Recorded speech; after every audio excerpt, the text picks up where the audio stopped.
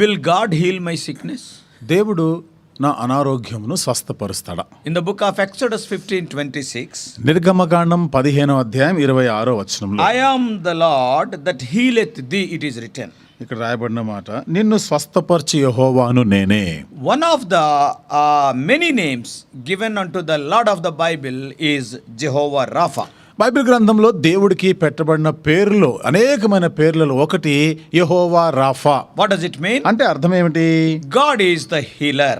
దేవుడు స్వస్థపరచువాడు. We read it in just now, we have seen Exodus 15:26. నిర్గమకాండం 15వ అధ్యాయం 26వ వచనం ఇప్పుడే మనం చదువుకున్నాం. Even in Psalm 107 verse 20, 107వ కీర్తన 20వ వచనంలో కూడా the psalmist is writing, he sent forth his word and healed them. కీర్తనకారుడు రాస్తున్నాడు, ఆయన తన వాక్కును పంపి వారిని బాగు చేసెను. He has power in his word. తన మాటలో కూడా శక్తి ఉంది. He got power in his touch. చూడండి, తన తాకిడిలో కూడా శక్తి ఉంది. And we all know, even in his spittle there is power. అంతేకాదు, ఆయన ఉమ్మి వేసిన ఉమ్మిలో కూడా శక్తి ఉంది. When people touched the hem of his garment, people were healed miraculously. ప్రజలు ఆయన వస్త్రపు చెంగును ముట్టి కూడా ఎంత అద్భుతమైన విధానంలో స్వస్థత పొందినారు. Remember, his power is not changed even today because he is an unchanging God. గుర్తుంచుకోండి, ఈనాటికి కూడా ఆయనకున్న శక్తి ప్రభావం మారిపోలే. ఎందుకు?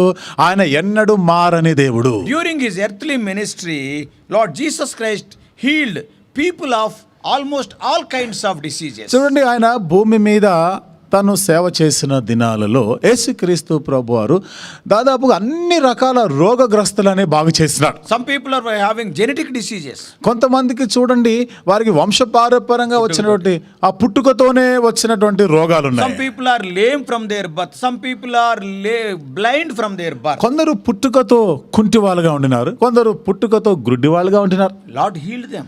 ప్రభు వారందరినీ స్వస్థతపరిచారు. Some people, they were having terminal diseases. కొంతమందికి ప్రాణాంతకమైన వ్యాధులు ఉన్నాయి. In those days, leprosy was a terminal disease. There is no cure. ఆ దినాలలో కుష్టు వ్యాధి అనేది ప్రాణాంతకమైనది, దానికి చికిత్స వైద్యం అనేది లేదు. As the days were passing by, the patient was approaching death. దినాలు గడుస్తున్న కొలది ఆ రోగి మరణాన్ని సమీపించేవాడు. Not only that, అంతేకాదు, the Lord healed the routine diseases also. ప్రభువు ఆ తరచుగా వస్తున్నటువంటి రోగాలని బాగు చేసేవాడు. Peter's mother-in-law was suffering from fever. It is neither genetic disease nor it is a terminal disease. ఇక్కడ ప్రభు పేతురు యొక్క అత్తని, ఆమె జ్వరముతో ఉండగా ఆమెని స్వస్థపరిచాడు. అది పుట్టుకతో వచ్చిన జబ్బు కాదు, అంతగా ప్రాణాంతకమైన జబ్బు కూడా కాదు. These are routine diseases. కాబట్టి మామూలుగా వస్తూ ఉండేటువంటి వ్యాధులే. So Lord Jesus Christ healed all the three kinds of diseases, whether they are genetic, whether they are terminal, or whether they are mundane, that is routine. కాబట్టి ప్రభు ఈ మూడు రకాల రోగగ్రస్తులని, అనగా పుట్టుకతో రోగులైన వారిని, ప్రాణాంతకమైన వ్యాధులతో బాధపడుతున్న వారిని, తరచుగా ఆయా సమయాల్లో వస్తున్నటువంటి మామూలు జబ్బులను కూడా బాగు చేసినాడు. He raised even the dead to life by the power of his word. తన యొక్క నోటి మాట శక్తి వలన మృతులను సహా ఆయన బ్రతికించినాడు. Today God has given that healing power, the gift of healing, even to the church also, as we read in 1 Corinthians 12:9, 12:28. ఇది నాన్న ప్రభు ఈ విధంగా మృతులైన వారిని సజీవులుగా చేసే బ్రతికించేటువంటి ఈ శక్తిని, అధికారాన్ని, Healing.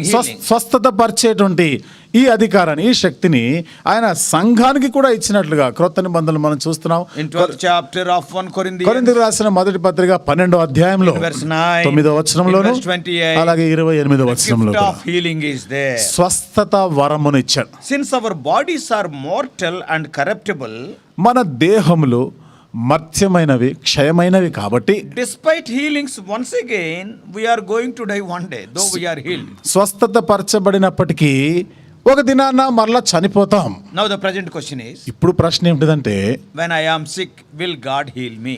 నేను అనారోగ్యంగా ఉన్నప్పుడు, నాకు జబ్బు చేసినప్పుడు దేవుడు నన్ను బాగు చేస్తాడా? Undoubtedly, when we are sick, we will pray personally and also the church will pray for us. నిస్సందేహంగా మనము అస్వస్థతకి గురైనప్పుడు వ్యక్తిగతంగా మనము ప్రార్థన చేసుకుంటాం, అలాగే సంఘము కూడా మన కొరకు ప్రార్థన చేస్తుంది. James 5:14-16 we can read that. యాకోబు రాసిన పత్రిక 5వ అధ్యాయము 14 నుండి 16 వచనాల్లో ఆ మాటలు చదవచ్చు. But at times God does not choose to heal. అయితే కొన్ని సందర్భాల్లో ప్రభువు స్వస్థత చేయడానికి అది ఆయన చిత్తముగా ఆయన ఇష్టపడడు. Great saints died in their sicknesses. చాలా గొప్ప గొప్ప భక్తులు పరిశుద్ధులు వారు అనారోగ్యంగా ఉన్న స్థితిలోనే చనిపోయిన వాళ్ళు ఉన్నారు. We read about Paul in 2 Corinthians 12 chapter 7 to 10. పౌలు గురించి కొరింథీ రాసిన 2వ పత్రిక 7వ అధ్యాయము 10 నుండి 12 వచనాల్లో మనం చదువుతాం. 7 to 10. 7 నుండి 10 వచనాలు. And we read about the disease of Timothy in 1 Timothy 5:3. తిమోతికి రాసిన మొదటి పత్రిక 5వ అధ్యాయం 23వ వచనంలో తిమోతికి కూడా ఒక జబ్బు ఉండినది. Elisha raised a boy from death to life, but Elisha was suffering from sickness. Elisha చనిపోయినటువంటి ఒక బాలుణ్ణి ఆయన లేపినాడు, బ్రతికించినాడు. కానీ ఎలీషా ఒక జబ్బుతోనే చనిపోయినాడు. He was suffering from sickness. ఆయన కూడా ఒక అనారోగ్యం చేత బాధపడినాడు. That is 2 Kings 13:14. రెండవ రాజుల గ్రంథము 13వ అధ్యాయం 14వ వచనం. And even in the New Testament we know about Epaphroditus. క్రొత్త నిబంధనలో మరొక వ్యక్తి కూడా ఎపఫ్రోదితు. In Philippians chapter 2 25 to 27. ఫిలిప్పీయులకు రాసిన పత్రిక 2వ అధ్యాయం 25 నుండి 27 వచనాల్లో. These are few examples in which God has chosen not to heal. ఇవి కొన్ని ఉదాహరణలుగా, అంటే ప్రభు వారిని స్వస్థపరచాలి అనుకోలేదు. From this we can understand. దీని నుండి మనం గ్రహించేది, Out of his sovereign plan God heals some people but not all.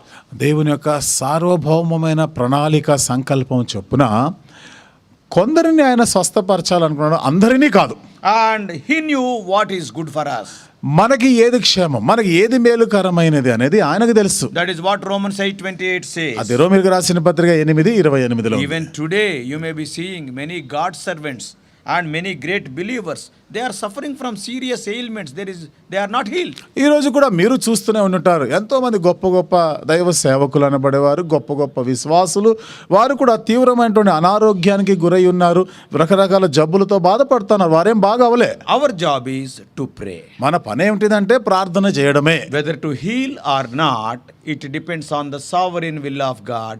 And we know, as a loving father, whatever he does it for our good. స్వస్థపరచాలా లేదా అనేది దేవుని యొక్క సార్వభౌమ చిత్త ప్రకారం అది జరుగుతుంది. ఒకటి మనం ఇక్కడ గ్రహించాలి, మన దేవుడు ప్రేమగల తండ్రి.